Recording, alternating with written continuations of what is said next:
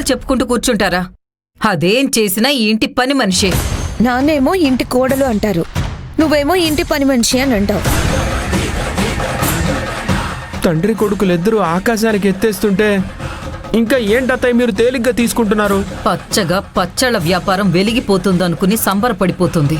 కానీ చివరికి దాని బతుకే పచ్చడైపోతుందని తెలియదు దానికి.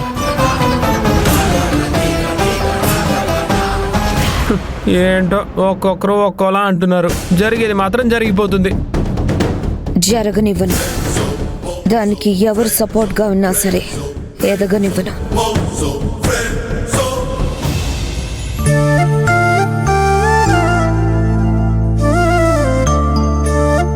ఏం కావాలి నిలవేణి? ఆ మాట ఎప్పుడు నేను అడిగేదాన్ని సార్, కానీ ఇప్పుడు మీరు అడుగుతున్నారు. నువ్వు వచ్చి రాగానే క్షణం ఆలోచించకుండా వాటర్ కావాలా కాఫీ కావాలా అని ఏమీ ఆలోచించకుండా టక అడిగేదానివి. కానీ ఇప్పుడు అడగాల వద్దా అనేసి అడుగులో అడుగు వేసుకుంటూ వచ్చావు. అందుకే నేను అడిగాను ఏం కావాలని. సమాధానం కావాలి సార్. ప్రశ్న ఏంటి? ఎందుకు సార్ నేనంటే మీకు అంత అభిమానం?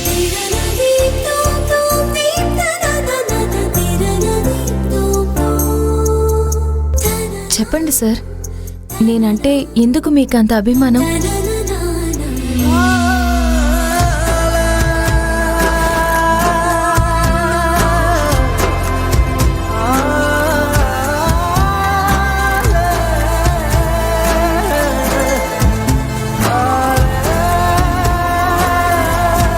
I love you.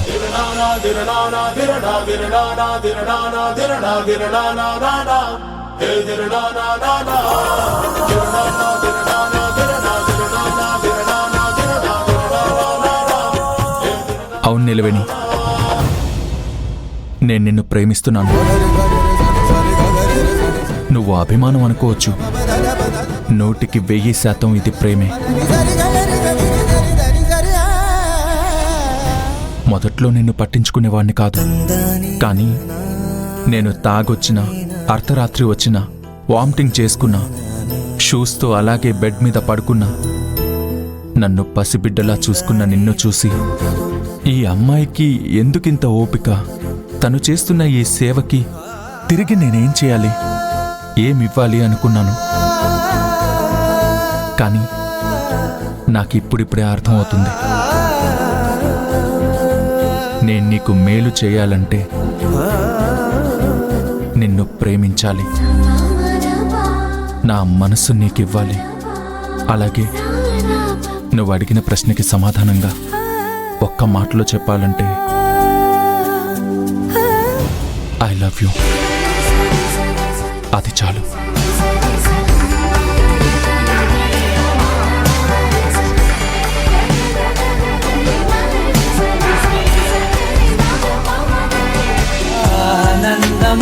ఆనందమదికే ఏ మందమొలికే ఈ నవ్వున గుండె గదికే వెలుగే వెన్నెలా.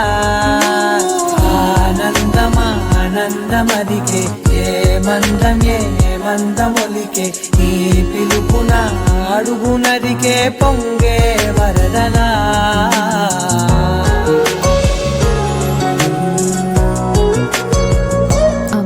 సార్ తారక్ సార్, ఏం ఆలోచిస్తున్నారు సార్?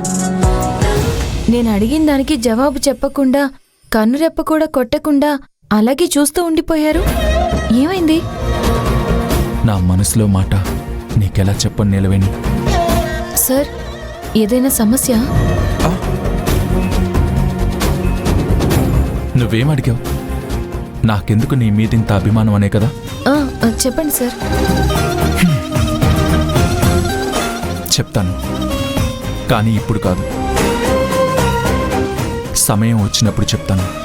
అప్పటి వరకు నువ్వు ఆలోచిస్తూ ఉండాల్సిన అవసరం లేదు. హ్యాపీగా ఉండు. ఇక్కడ మా అమ్మ కానీ మా సిస్టర్స్ కానీ మా బావ కానీ ఎవ్వరూ నిన్ను డిస్టర్బ్ చేయరు. నీ వ్యాపారాన్ని అడ్డుకోరు. నీ ఎదుగుదలకి ఈర్ష్య పడొచ్చేమో కానీ నన్ను కాదని నిన్నేమీ చేయలేరు. Be happy. ముందుకెళ్ళు Neelaveni. All the best. Thank you sir. Good luck. You are always welcome.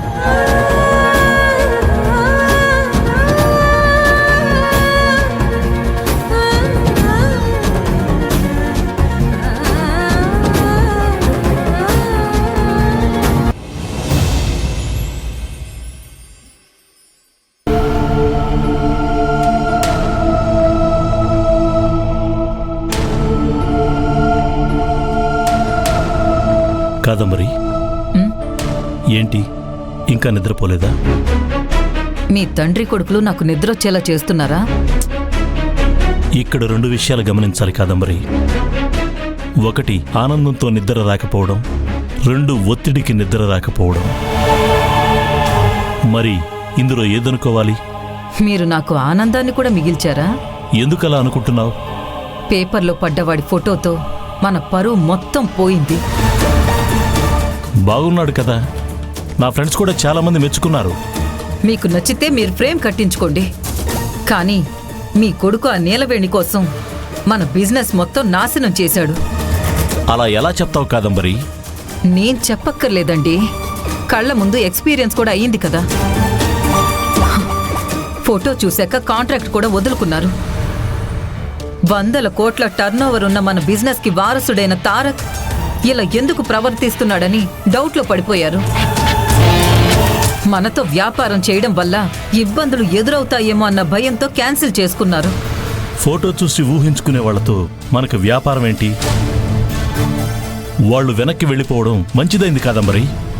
నువ్వు ఎక్కువగా ఆలోచించి ఆరోగ్యాన్ని పాడు చేసుకోవద్దు. మన ఇమేజ్ పాడవకూడదని ఆలోచిస్తున్నాను. నీలవేణి పని మనిషి అని వ్యత్యాసం చూపించినప్పుడే ఇలాంటి ప్రాబ్లమ్స్ వస్తాయి. తారక్ ఎందుకు నీకు దూరంగా ఉంటున్నాడంటే మంచి వాళ్ళని దగ్గరికి తీసుకోవడం నీకు చేత కాదు. ఇన్నాళ్ళు తాగుతూ తిరుగుతూ వాడి జీవితాన్నే పట్టించుకోకుండా ఉండేవాడు. ఎప్పుడైతే నీలవేణి వాడి జీవితంలోకి వచ్చిందో అప్పుడే వాడిలో మార్పు వచ్చింది. తాగడం కూడా తగ్గించాడు. బర్త్డే రోజైతే అసలు ముట్టనే లేదు. అంత కంట్రోల్లోకి రాగలగడానికి కారణం ఆ నీలవేణి. అంత మార్పు తీసుకొస్తున్న నీలవేణిని నువ్వు ద్వేషిస్తున్నావు. ఇక కన్న కొడుకుని ఏం అర్థం చేసుకుంటావు? వాడు నీ మాట వినాలి, నీతో ప్రేమగా మాట్లాడాలి అంటే నువ్వు ప్రేమించడం నేర్చుకోవాలి. నా కొడుకంటే నాకు ప్రాణం. అది ముఖ్యం కాదు కాదంబరి. తల్లిగా కొడుకు ప్రాణానికి ముఖ్యమైంది ఏంటో ఎవరో తెలుసుకొని మసలుకోవాలి. అది తెలియనప్పుడు ఇలా నలిగిపోతూనే ఉంటాం. నిద్ర పట్టక ఉలిక్కి పడతాం. ఆలోచించకుండా పడుకో.